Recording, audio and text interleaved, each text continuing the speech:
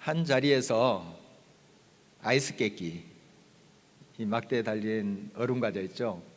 그 한 10개 정도 먹어본 적이 있어요.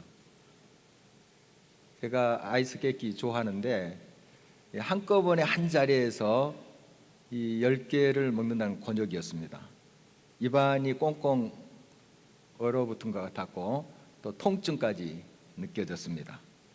1990년대 초, 그러니까 한 30년이 가까워오는데요. 그때 제가 중국에 좀 왔다 갔다 하면서 선교한 적이 있다는 걸 말씀드렸습니다. 여러 곳에 들러서 이제 성경 공부도 인도하고 찬송도 가르치고 있었어요. 막 중국이 문을 열고 있었을 때인데, 물론 선교의 자유는 주어지지 않습니다. 지금도 우리 한국인 선교사들이 많이 추방을 중국에서 당하고 있습니다. 그런 뉴스를 우리가 듣고 있는데, 그 당시엔 더 이제 많은 통제가 있었습니다. 자유롭지 못했지만 지역마다 조금 달라요. 어느 정도 무구인해주고 이렇게 하는 분위기도 있었습니다. 그래서 한 집에서 저희들이 성경 공부를 했는데요, 얼마나 그 열기가 뜨거운지요. 여러 먼 곳에 있는 사람들이 어떻게 소식을 알고 왔는지 기차를 타고 자전거를 타고 또 걸어오신 분도 계시고 해서 한 20여 명 되지 않았을까 지금 기억에 그렇게 생각이 됩니다. 정말 시간 가는 줄 모르고 말씀 공부하고 또 찬송 배우고 이런 시간이었어요. 그 모임에 30대 한 자매가 있었는데요, 이 자매는 그 아이스 깨끼 통을 자전거에 싣고 이곳저곳 다니면서 팔았던 그런 사람이에요. 이제 생계를 위해서 그 일을 했었죠. 한 그 지역에서 4, 5일 머물렀던 것으로 기억하는데요, 정말 열심으로 성경 공부도 하고 또 찬송도 배우고 했던 자매인데 마지막 날이었어요. 이른 아침에 이제 강의가 시작됐는데 안 나타났습니다. 물론 먼 곳에 계신 분은 그 집에서 숙식을 했고, 그 자매는 모임 장소랑 그리 멀지 않은 곳에 살았기 때문에 왔다 갔다 하면서 그 모임에 참석을 했었어요. 그런데 이 자매가 안 보이는 거예요. 누구보다도 열심으로 말씀을 삼아하고 배웠던 자매인데 안 나타났습니다. 조금 후에 그 자전거에 아이스 깨끼 통을 싣고 왔어요. 그러니까 며칠 동안 이 장사를 못한 거잖아요. 이게 가족이 먹고 사는 문제인데 그걸 못한 거예요. 그래서 갈등이 생긴 겁니다. 이른 아침에 공장에 가서 아이스 깨끼를 받아가지고 장사를 하려고 하는데 계속 이 모임이 눈앞에 거리는 거예요. 그래서 좀 갈등하다가 이런 기회가 얼마나 많겠나 하고 장사를 포기하고 그 통을 들고 오신 거예요. 더운 여름이었는데 30여 년 전 중국 선풍기가 없었습니다. 그 시골에 뭐 있는 가정도 있었겠죠. 그렇지만 거의 찾아보기가 힘들었고요. 얼마나 더운지요. 그런데 이 자매가 그 모임에 참여한 사람들에게 이 아이스 깨끼를 나눠줬습니다. 얼마나 맛있던지요. 그렇지만 한편으로 우리의 마음이 무거웠어요. 이게 이 자매의 생계를 위한 건데 또 이렇게 우리가 먹는 것이 부담스럽기도 했습니다. 제가 이제 축복 기도를 했습니다. 모든 일정이 끝나서 이제 저녁 때쯤 되었는데요, 아이스 깨끼가 그래도 남았습니다. 많이 이렇게 받아가지고 아침에 왔던 것 같아요. 우리가 먹고도 남았는데 이게 이제 그 아이스박스에 얼음을 채워서 이렇게 한 것이기 때문에 냉장고 그 역할이 약하죠. 그래서 좀 녹았습니다. 이게 상품성이 없게 된 거예요. 가서 팔 수가 없게 된 겁니다. 그래서 이것을 봉지에다가 그 자매가 바리바리 쌓은 거예요. 그래서 저희들한테 안겨준 겁니다. 사양을 했죠. 우리 그 필요도 하고.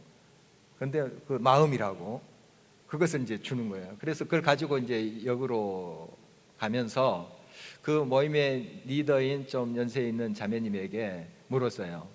이 정도는 얼마 정도 하는가, 이 아이스크림 전체 값이. 묻고 살짝 거기에 해당되는 돈을 좀 전달해 달라고 건넸습니다. 그리고 이제 기차를 탔죠. 근데 굉장히 많이 싸줬어요. 이걸 이제 기차에 타고 있는 사람들에게 나눠줄 수도 있겠죠. 그러나 우리의 신분을 그렇게 노출하는 걸 조심해야 했던 그런 분위기였어요. 그리고 옷차림부터가 좀 다를 수 있어요. 그 중국 사람들 보면 우리가 왠지 모르게 그 당시에는 달라요. 요즘 거의 비슷한데. 그러니까 눈여겨볼 수 있고 또 이렇게 관심을 갖게 되면 좀 좋지 않는 그런 일들이 생길 것 같다 해서 나눠줄 수도 없는 상황이었습니다. 그래서 우리가 세 명인데 저와 동행했던 이제 집사님 그리고 조선족 집사님, 우리를 안내했던 집사님, 이 세 명이에요. 기차와 기차 사이에 그 중간 연결되는 곳이 있죠. 거기에 서서 세 명이 이것을 이제 먹는 거예요. 이거 먹어도 이게 계속 남아 있는 겁니다. 제 기억으로는 한 10개 정도 먹으니까 막 마비가 오는 거예요. 마비가. 이 자매님의 그 마음을 알아서 이거 먹어야 되는데 그래도 너무 힘들어서 그냥 결국 다 먹지 못하고 나머지는 버렸던 기억이 납니다. 아이스케키 자매 이야기를 말씀드렸는데 이 자매의 모습이 그 전체 모인 사람들의 모습이에요. 사실 그 열정이 또 가는 곳곳마다 이 말씀 배우고자 하는 열정들이 얼마나 뜨거운지 몰라요. 자기의 이제 생계 문제도 있지만 그것보다도 말씀을 사모하는 그 마음, 정말 갈급한 그 사슴처럼 말씀을 사모하는 그들의 모습을 보면서 오히려 큰 위로와 또 힘을 얻었던 경험이 있습니다. 우리 인간은 영적인 존재입니다. 뭔가 하나님을 향한 열정이 있어요. 나는 뭐 하나님 믿지 않는다 이렇게 이야기하는 사람도 어떤 마음의 깊은 갈증이 있습니다. 영적인, 신적인 그런 갈증이 있어요. 이 시간 저와 여러분들은 한 여인을 만나게 됩니다. 우리가 좀 들었던 여인이기도 하는데 옛날 2000년 전 사마리아 땅 수가 동네의 우물가의 여인이죠. 이 여인은 좀 부끄러운 삶이었어요. 그러니까 남편이 5명이 갈렸어요. 그리고 지금 옆에 있는 남자도 자기 남편이 아니에요. 부끄럽죠. 수치스러운 삶이에요. 요즘도 그런 삶을 살면 사람들이 좀 이상하다, 별로 아름답지 못하다 이렇게 생각할지 모르겠습니다. 그 당시엔 더 그렇겠죠. 참 이 여인이 부끄럽고 수치스러운 그런 삶을 감추기 위해서는 더 자기를 치장하고 더 덧칠하고 했지만 오히려 더 부끄러움이 그의 삶을 짓누렀던 것을 우리가 상상해 볼 수가 있습니다. 참 자기가 이제 스스로 헤어나오고 싶어도 헤어나올 수 없는 그런 상황이 돼버린 거죠. 그래서 그럭저럭 그런 삶을 이어가고 있었습니다. 그래서 동네도 함부로 나와서 걸어 다닐 수가 없어요. 왜냐하면 사람들이 눈총이 따갑거든요. 그런 이제 부끄러운 삶이었는데 이 여인이 이제 오늘 성경 보니까 6시에 우물에 물을 기르러 왔어요. 거기 유대 6시면 우리 시간으로는 정오를 말합니다. 정오. 그 지역을 여러분 잘 아시겠지만 얼마나 태양이 강렬합니까? 그러니까 사람들은 이 시간에는 그늘에 쉬어요. 그리고 낮잠을 자거나. 이런 시간에 이 여인이 우물에 와서 물을 기르러 왔다 하는 것은 사람들을 피해서 왔다는 뜻이에요. 참 그 삶이 자신이 부끄럽다 하는 것을 알고 있었던 거죠. 이런 여인과 같은 삶을 살았던 사람이 또 있었을 거예요. 똑같지는 않지만 좀 이렇게 좀 부끄럽다 하는 이러한 삶을 사는 여인들이 있었을 거예요. 물론 남자들도 있었을 것이고. 그런데 이 여인에겐 유독 이것이 굉장히 갈등으로 온 거예요. 영적인 갈증으로 온 것입니다. 뭐 나는 내놓은 사람이니까 그럭저럭 살지 뭐. 그리고 뻔뻔하게 이제 사는 사람은 물론 있었겠죠. 그러나 이 여인은 부끄러워서 사람의 눈을 피했고 이것이 갈등이 됐고 갈증이 됐던 사람이에요. 이런 갈증을 가진 사람들을 예수님은 찾아오셔서 만나주고 있는 모습을 봅니다. 삭개오 이야기도 너무 유명합니다.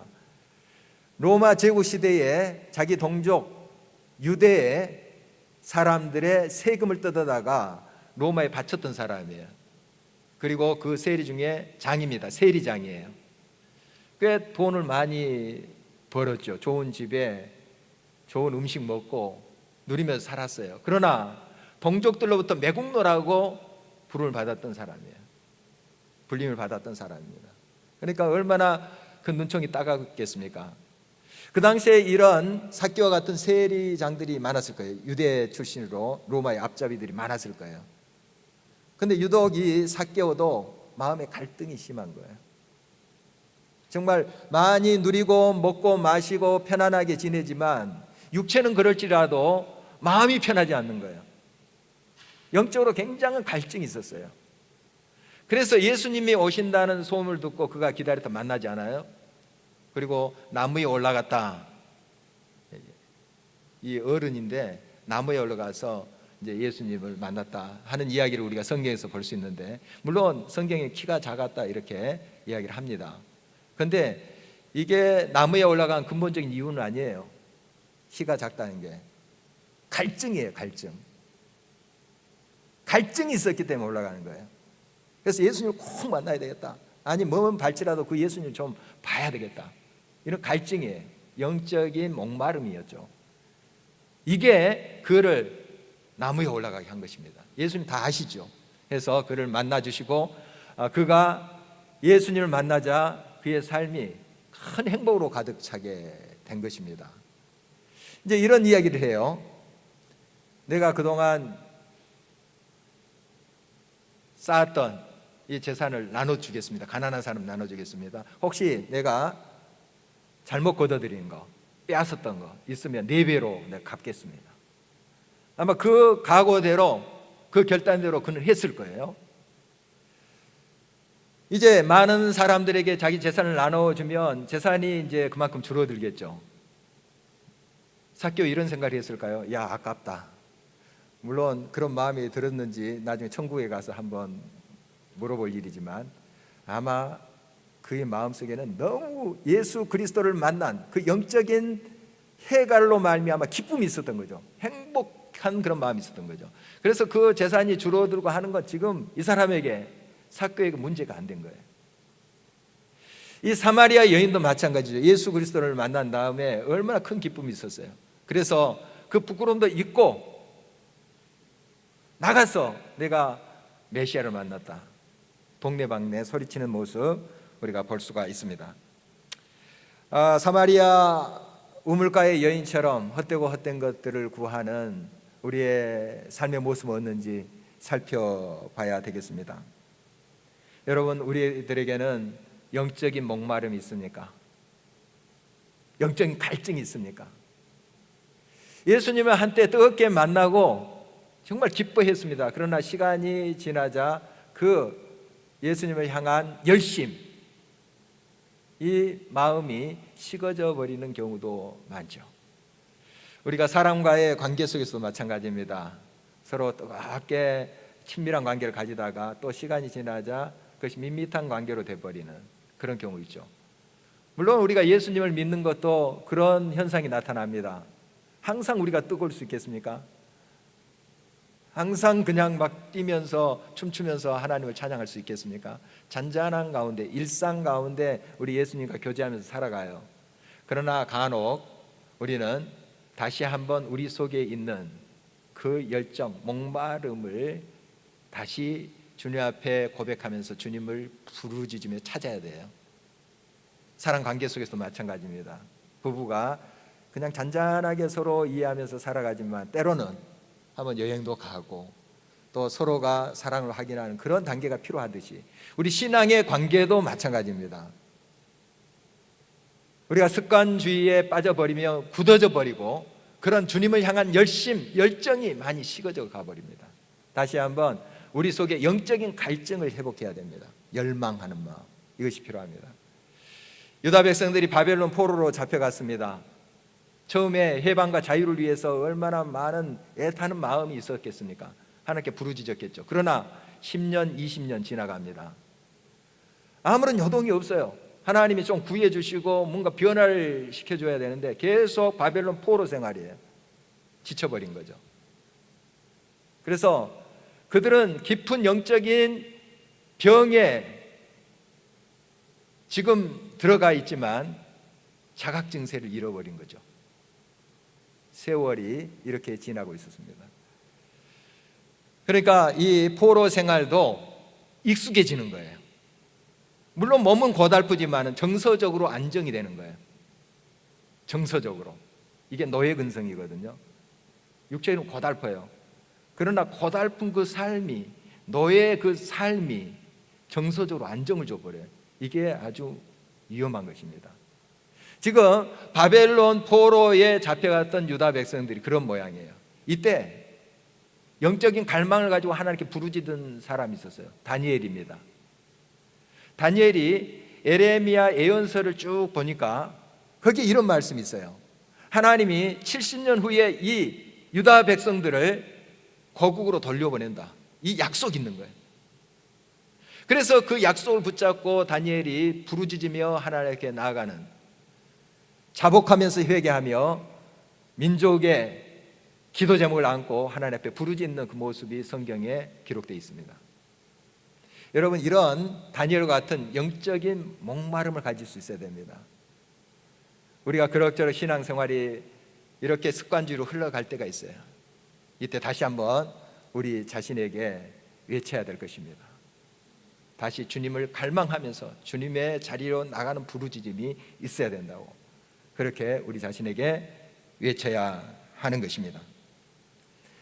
바로 이렇게 갈망을 가지고 영적인 갈증을 가진 사람을 하나님이 예면하지 않습니다. 꼭 만나 주십니다. 많고 많은 사람들이 있었지만 이런 갈증을 가진 사람은 꼭 예수님이 다가와서 만나 주십니다. 그래서 사마리아 그 우물가에 예수님이 그 여인을 만난 것은 우연이 아니에요. 어때 보니까 한 여인이 우연으로 왔고 예수님이 거기 앉아 있고, 이게 세상 사람은 우연이라 보지만 하나님의 계획 속에 다 들어가 있는 겁니다. 왜냐하면 그 여인이 목마름으로, 영적인 갈망으로 뭔가를 찾고 있었어요. 여러분, 이러한 목마름이 우리들에게 다시 한번 회복되기를 간절히 바라는 것입니다. 세상에 여러 것들로 우리가 채워서 그 목마름을 해결해 보려고 합니다. 물론 어느 정도 그 목마름이 해소될 수 있어요. 그러나 금방 또 그 목마름은 더 타는 목마름으로 우리를 괴롭힐 수가 있습니다. 여러분, 진정 우리의 영적인 해갈은 주님의 생수를 마실 때 가능해요.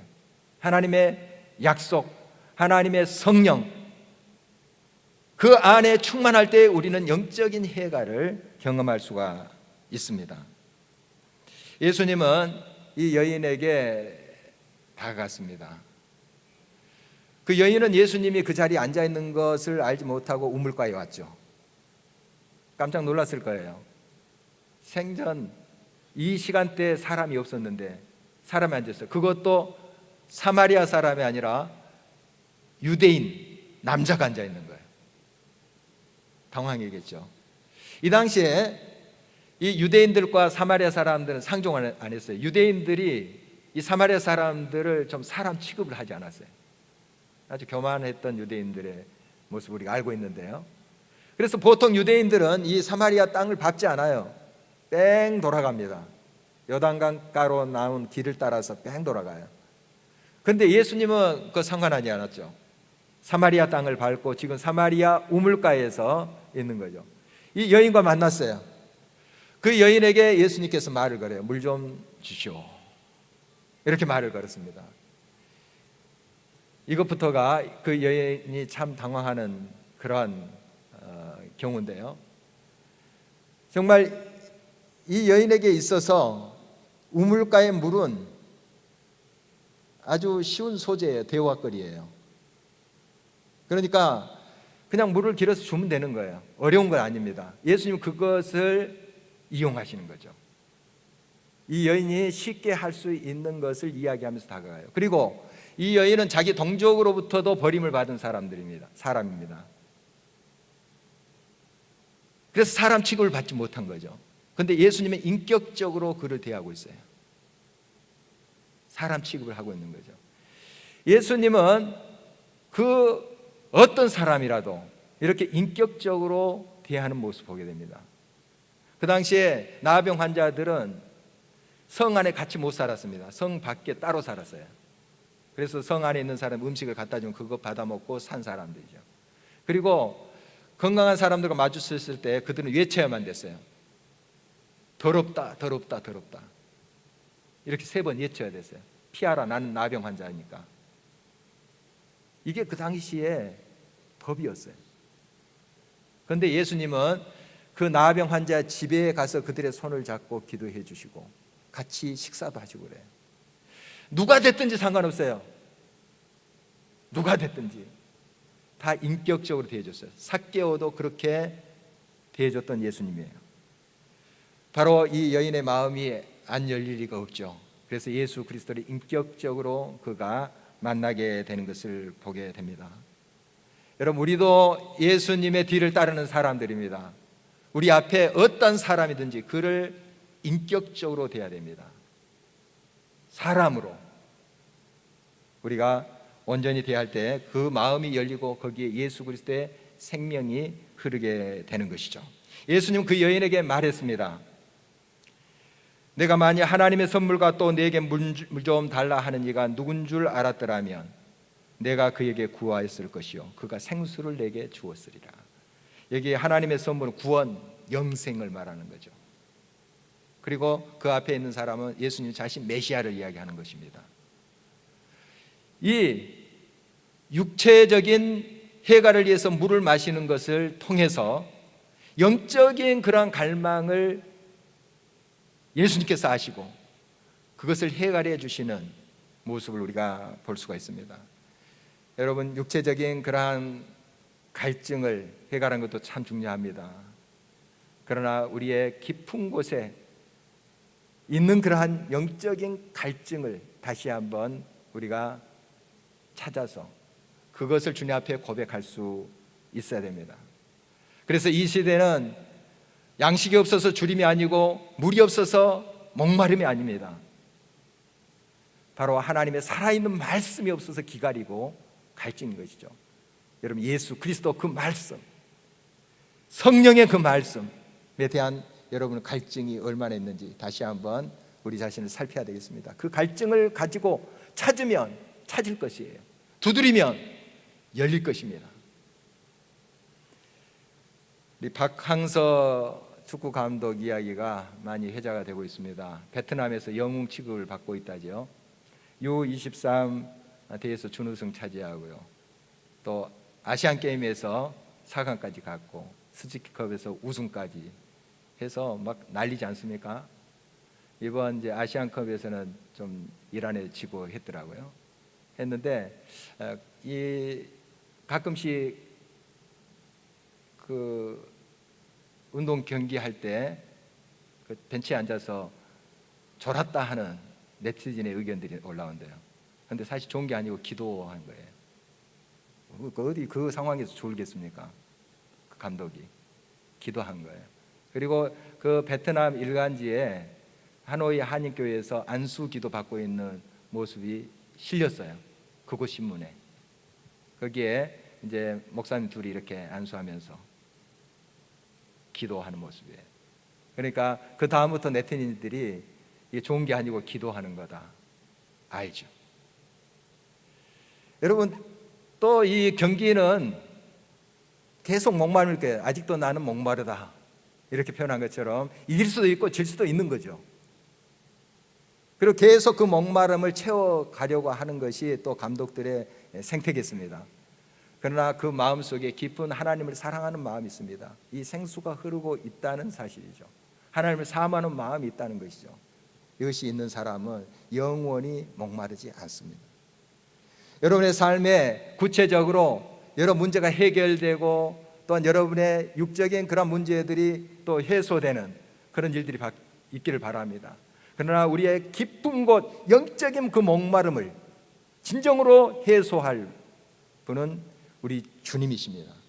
주님을 향해서 부르짖고 또 그 생수이신 말씀을 여러분들이 날마다 섭취할 때 그 말씀이 여러분을 영원한 생명으로 함께 하시고 여러분의 삶을 자유와 참된 평안 가운데로 인도하게 하실 것입니다. 이사야 55장 1절 2절입니다. 오호라 너희 모든 목마른 자들아 물로 나오라. 돈 없는 자도 오라. 너희는 와서 사 먹되 돈 없이 값없이 와서 포도주와 젖을 사라. 너희가 어찌하여 양식이 아닌 것을 위하여 은을 달아주며 배부르게 하지 못할 것을 위하여 수고하느냐. 내게 듣고 들을지어다. 그리하면 너희가 좋은 것을 먹을 것이며 너희 자신들이 기름진 것으로 즐거움을 얻으리라. 진정 우리의 영적 해갈은, 근본적인 해갈은 바로 주님 안에 있습니다. 오직 주님을 붙잡고 끊임없이 그분과 교통하는 삶, 말씀 속에서 그분과 교제하는 삶, 여기에 생수의 강이 흐르게 될 것입니다. 때로는 여러분의 삶 속에 다시 갈증이 찾아온다 할지라도, 육적인 갈증이 또 있다 할지라도 하나님의 생수는 영원히 목마르지 않는 그런 물이 될 것입니다. 아이스 깨끼로 장사를 하면서 여러 목마른 사람들의 육적인 좀 해가를 위해서 또 애썼던 그 여인의 이야기 같이 나눴습니다. 더 근본적인 것은 이 여인이 바로 예수 그리스도의 생수의 강에 늘 잇대어 사는 삶이 됐다는 것입니다. 여러분의 삶이 날마다 영적인 그런 갈망을 가지고 하나님께서 주시는 그 영원히 목마르지 않는 생수를 받아서 흘러보낼 수 있는 복된 삶이 되시기를 주의 이름으로 축원합니다.